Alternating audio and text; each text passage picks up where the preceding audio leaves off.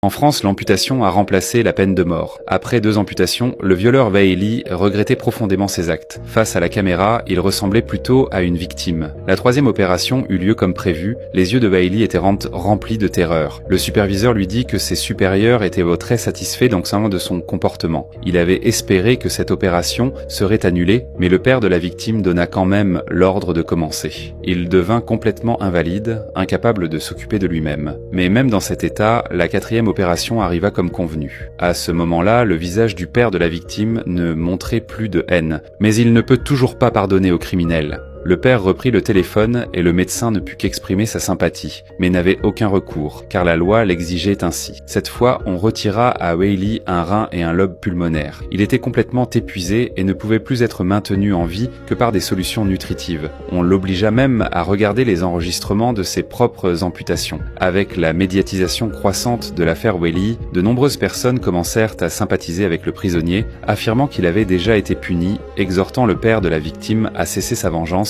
mais le père insista pour commencer la 5e opération.